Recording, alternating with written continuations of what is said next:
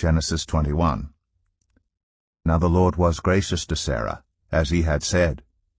And the Lord did for Sarah what he had promised.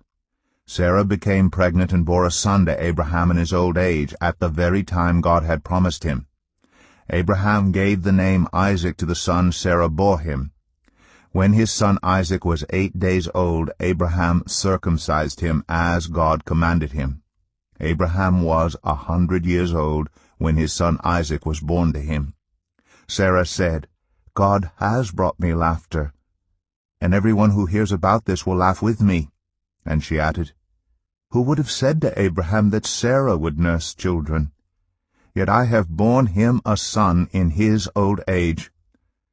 The child grew and was weaned. And on the day Isaac was weaned, Abraham held a great feast.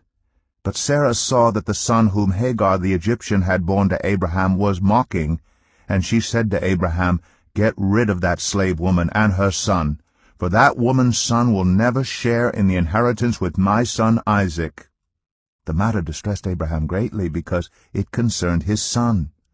But God said to him, Do not be so distressed about the boy and your slave woman. Listen to whatever Sarah tells you, because it is through Isaac that your offspring will be reckoned. I will make the son of the slave into a nation also, because he is your offspring. Early the next morning Abraham took some food and a skin of water and gave them to Hagar. He set them on her shoulders and then sent her off with the boy. She went on her way and wandered in the desert of Beersheba. When the water in the skin was gone, she put the boy under one of the bushes. Then she went off and sat down about a bowshot away, for she thought, I cannot watch the boy die. And as she sat there, she began to sob. God heard the boy crying, and the angel of God called to Hagar from heaven and said to her, What is the matter, Hagar? Do not be afraid. God has heard the boy crying as he lies there. Lift the boy up, and take him by the hand, for I will make him into a great nation. Then God opened her eyes, and she saw a well of water. So she went and filled the skin with water, and gave the boy a drink. God was with the boy as he grew up. He lived in the desert and became an archer. While he was living in the desert of Paran, his mother got a wife for him from Egypt. At that time Abimelech and Phicol, the commander of his forces, said to Abraham, God is with you in everything you do. Now swear to me here before God that you will not deal falsely with me or my children or my descendants.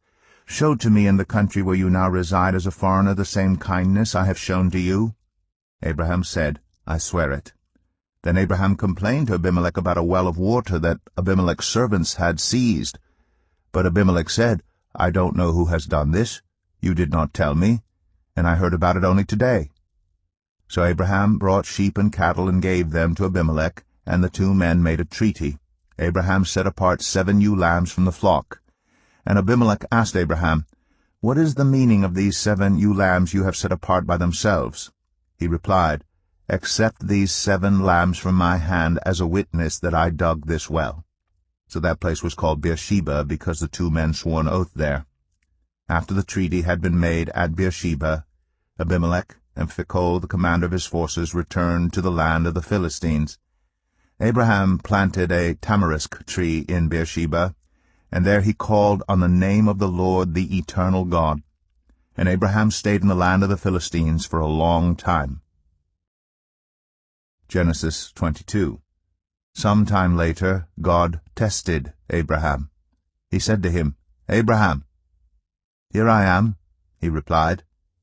Then God said, Take your son, your only son, whom you love, Isaac, and go to the region of Moriah. Sacrifice him there as a burnt offering on a mountain I will show you. Early the next morning Abraham got up and loaded his donkey.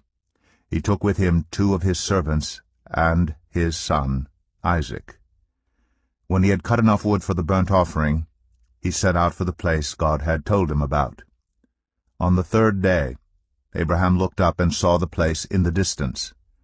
He said to his servants, Stay here with the donkey, while I and the boy go over there. We will worship, and then we will come back to you." Abraham took the wood for the burnt offering and placed it on his son Isaac, and he himself carried the fire and the knife. As the two of them went on together, Isaac spoke up and said to his father Abraham, "Father?" "Yes, my son," Abraham replied. "The fire and wood are here," Isaac said. "But where is the lamb for the burnt offering?" Abraham answered, "God himself will provide the lamb for the burnt offering, my son." And the two of them went on together. When they reached the place God had told him about, Abraham built an altar there and arranged the wood on it. He bound his son Isaac and laid him on the altar on top of the wood. Then he reached out his hand and took the knife to slay his son. But the angel of the Lord called out to him from heaven, "Abraham, Abraham, here I am," he replied. "Do not lay a hand on the boy," he said. "Do not do anything to him. Now I know that you fear God, because you have not withheld from me your son, your only son." Abraham looked up, and there in a thicket he saw a ram caught by its horns. He went over and took the ram and sacrificed it as a burnt offering instead of his son. So Abraham called that place, "The Lord will provide." And to this day it is said, "On the mountain of the Lord it will be provided." The angel of the Lord called to Abraham from heaven a second time and said, "I swear by myself, declares the Lord, that because you have done this and have not withheld your son, your only son, I will surely bless you and make your descendants as numerous as the stars in the sky and as the sand on the seashore. Your descendants will take possession of the cities of their enemies, and through your offspring all nations on earth will be blessed because you have obeyed me." Then Abraham returned to his servants, and they set off together for Beersheba, and Abraham stayed in Beersheba. Some time later Abraham was told, "Milcah is also a mother. She has borne sons to your brother Nahor, Uz the firstborn, Buz his brother, Kemuel the father of Aram, Kesed, Hazo, Pildash, Jidlaph, and Bethuel. Bethuel became the father of Rebekah. Milcah bore these 8 sons to Abraham's brother Nahor. His concubine, whose name was Rumah, also had sons, Tebah, Gaham, Tahash, and Makkah. Genesis 23. Sarah lived to be 127 years old. She died at Kiriath Arba, that is Hebron, in the land of Canaan, and Abraham went to mourn for Sarah, and to weep over her. Then Abraham rose from beside his dead wife, and spoke to the Hittites. He said, "I am a foreigner and stranger among you. Sell me some property for a burial site here so I can bury my dead." The Hittites replied to Abraham, "Sir, listen to us. You are a mighty prince among us. Bury your dead in the choicest of our tombs. None of us will refuse you his tomb for burying your dead." Then Abraham rose and bowed down before the people of the land, the Hittites. He said to them, "If you are willing to let me bury my dead, then listen to me and intercede with Ephron, son of Zohar, on my behalf, so he will sell me the cave of Machpelah, which belongs to him, and is at the end of his field. Ask him to sell it to me for the full price as a burial site among you." Ephron the Hittite was sitting among his people, and he replied to Abraham in the hearing of all the Hittites who had come to the gate of his city, "No, my lord," he said, "listen to me. I give you the field, and I give you the cave that is in it. I give it to you in the presence of my people. Bury your dead." Again Abraham bowed down before the people of the land, and he said to Ephron in their hearing, "Listen to me if you will. I will pay the price of the field. Accept it from me so I can bury my dead there." Ephron answered Abraham, "Listen to me, my lord. The land is worth 400 shekels of silver. But what is that between you and me? Bury your dead." Abraham agreed to Ephron's terms and weighed out for him the price he had named in the hearing of the Hittites, 400 shekels of silver, according to the weight current among the merchants. So Ephron's field in Machpelah, near Mamre, both the field and the cave in it and all the trees within the borders of the field, was deeded to Abraham as his property in the presence of all the Hittites who had come to the gate of the city. Afterward, in the cave, in the field of Machpelah, near Mamre, which is at Hebron, in the land of Canaan. So the field and the cave in it were deeded to Abraham by the Hittites as a burial site. Genesis 24. Abraham was now very old, and the Lord had blessed him in every way. He said to the senior servant in his household, the one in charge of all that he had, "Put your hand under my thigh.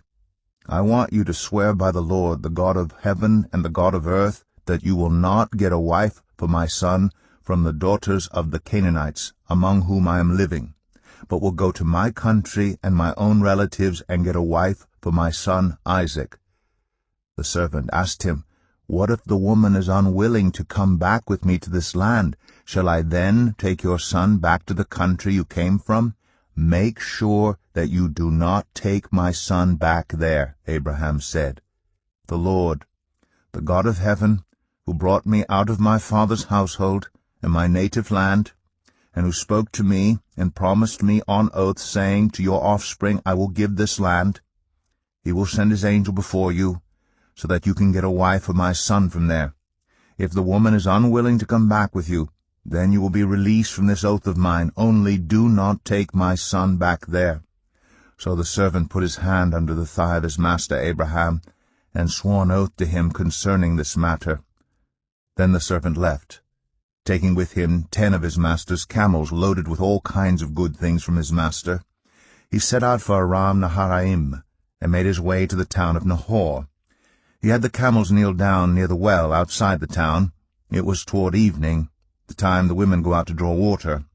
Then he prayed, "Lord, God of my master Abraham, make me successful today, and show kindness to my master Abraham.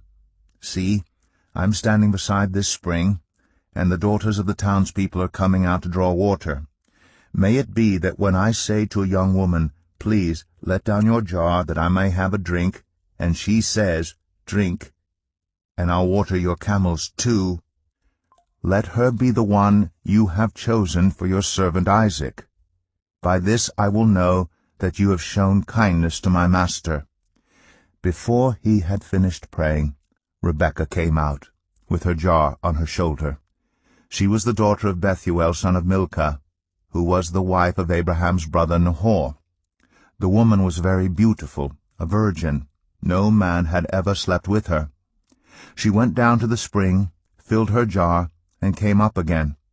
The servant hurried to meet her and said, "Please, give me a little water from your jar." "Drink, my lord," she said, and quickly lowered the jar to her hands and gave him a drink. After she had given him a drink, she said, "I'll draw water for your camels too, until they have had enough to drink." So she quickly emptied her jar into the trough, ran back to the well to draw more water, and drew enough for all his camels. Without saying a word, the man watched her closely to learn whether or not the Lord had made his journey successful. When the camels had finished drinking, the man took out a gold nose ring weighing a beka, and 2 gold bracelets weighing 10 shekels. Then he asked, "Whose daughter are you? Please tell me, is there room in your father's house for us to spend the night?" She answered him, "I am the daughter of Bethuel, the son that Milcah bore to Nahor." And she added, "We have plenty of straw and fodder, as well as room for you to spend the night." Then the man bowed down and worshipped the Lord, saying, "Praise be to the Lord, the God of my master Abraham, who has not abandoned his kindness and faithfulness to my master. As for me, the Lord has led me on the journey to the house of my master's relatives." The young woman ran and told her mother's household about these things. Now Rebekah had a brother named Laban, and he hurried out to the man at the spring. As soon as he had seen the nose ring and the bracelets on his sister's arms, and had heard Rebekah tell what the man said to her, he went out to the man and found him standing by the camels near the spring. "Come, you who are blessed by the Lord," he said. "Why are you standing out here? I have prepared the house and a place for the camels." So the man went to the house, and the camels were unloaded. Straw and fodder were brought for the camels, and water for him and his men to wash their feet. Then food was set before him, but he said, "I will not eat until I have told you what I have to say." "Then tell us," Laban said. So he said, "I am Abraham's servant. The Lord has blessed my master abundantly, and he has become wealthy. He has given him sheep and cattle, silver and gold, male and female servants, and camels and donkeys. My master's wife Sarah has borne him a son in her old age, and he has given him everything he owns. And my master made me swear an oath and said, 'You must not get a wife for my son from the daughters of the Canaanites in whose land I live, but go to my father's family and to my own clan and get a wife for my son.' Then I asked my master, 'What if the woman will not come back with me?' He replied, 'The Lord, before whom I have walked faithfully, will send his angel with you and make your journey a success, so that you can get a wife for my son from my own clan and from my father's family. You will be released from my oath if, when you go to my clan, they refuse to give her to you. Then you will be released from my oath.' When I came to the spring today, I said, 'Lord, God of my master Abraham, if you will, please grant success to the journey on which I have come. See, I am standing beside this spring. If a young woman comes out to draw water, and I say to her, "Please let me drink a little water from your jar," and if she says to me, "Drink, and I'll draw water for your camels too," let her be the one the Lord has chosen for my master's son." Before I finished praying in my heart, Rebekah came out with her jar on her shoulder.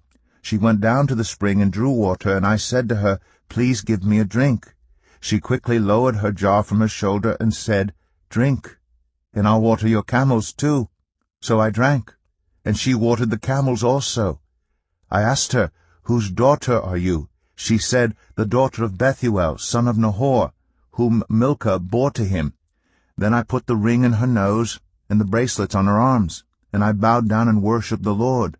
I praised the Lord, the God of my master Abraham, who had led me on the right road to get the granddaughter of my master's brother for his son. Now if you will show kindness and faithfulness to my master, tell me, and if not, tell me, so I may know which way to turn." Laban and Bethuel answered, "This is from the Lord. We can say nothing to you one way or the other. Here is Rebekah. Take her and go, and let her become the wife of your master's son, as the Lord has directed." When Abraham's servant heard what they said, he bowed down to the ground before the Lord. Then the servant brought out gold and silver jewelry and articles of clothing and gave them to Rebekah. He also gave costly gifts to her brother and to her mother. Then he and the men who were with him ate and drank and spent the night there. When they got up the next morning, he said, "Send me on my way to my master." But her brother and her mother replied, "Let the young woman remain with us 10 days or so. Then you may go." But he said to them, "Do not detain me, now that the Lord has granted success to my journey. Send me on my way so I may go to my master." Then they said, "Let's call the young woman and ask her about it." So they called Rebekah and asked her, "Will you go with this man?" "I will go," she said. So they sent their sister Rebekah on her way, along with her nurse, and Abraham's servant, and his men. And they blessed Rebekah, and said to her, "Our sister, may you increase to thousands upon thousands. May your offspring possess the cities of their enemies." Then Rebekah and her attendants got ready, and mounted the camels, and went back with the man. So the servant took Rebekah and left. Now Isaac had come from Beer-lahai-roi, for he was living in the Negev. He went out to the field one evening to meditate, and as he looked up he saw camels approaching. Rebekah also looked up, and saw Isaac. She got down from her camel, and asked the servant, "Who is that man in the field coming to meet us?" "He is my master," the servant answered. So she took her veil and covered herself. Then the servant told Isaac all he had done. Isaac brought her into the tent of his mother Sarah, and he married Rebekah. So she became his wife, and he loved her, and Isaac was comforted after his mother's death. Genesis 25. Abraham had taken another wife, whose name was Keturah. She bore him Zimran, Jokshan, Medan, Midian, Ishbak, and Shua. Jokshan was the father of Sheba and Dedan. The descendants of Dedan were the Asherites, the Letushites, and the Leumites. The sons of Midian were Ephah, Epher, Hanok, Abida, and Eldaah. All these were descendants of Keturah. Abraham left everything he owned to Isaac, but while he was still living, he gave gifts to the sons of his concubines, and sent them away from his son Isaac to the land of the east. Abraham lived 175 years. Then Abraham breathed his last and died at a good old age, an old man and full of years, and he was gathered to his people. His sons Isaac and Ishmael buried him in the cave of Machpelah near Mamre, in the field of Ephron son of Zoar the Hittite, the field Abraham had bought from the Hittites. There Abraham was buried with his wife Sarah. After Abraham's death, God blessed his son Isaac, who then lived near Beer-lahai-roi. This is the account of the family line of Abraham's son Ishmael, whom Sarah's slave Hagar the Egyptian bore to Abraham. These are the names of the sons of Ishmael, listed in the order of their birth: Nebaioth, the firstborn of Ishmael, Kedar, Adbeel, Mibsam, Mishma, Dumah, Massa, Hadad, Tema, Jetur, Naphish, and Kedemah. These were the sons of Ishmael, and these are the names of the 12 tribal rulers according to their settlement and camps. Ishmael lived 137 years. He breathed his last and died, and he was gathered to his people. His descendants settled in the area from Havilah to Shur, near the eastern border of Egypt, as you go toward Ashur, and they lived in hostility toward all the tribes related to them.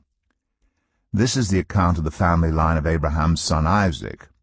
Abraham became the father of Isaac, and Isaac was 40 years old when he married Rebekah, daughter of Bethuel, the Aramean from Padam Aram, and sister of Laban the Aramean. Isaac prayed to the Lord on behalf of his wife because she was childless. The Lord answered his prayer, and his wife Rebekah became pregnant. The babies jostled each other within her, and she said, "Why is this happening to me?" So she went to inquire of the Lord. The Lord said to her, "2 nations are in your womb, and 2 peoples from within you will be separated. One people will be stronger than the other, and the older will serve the younger."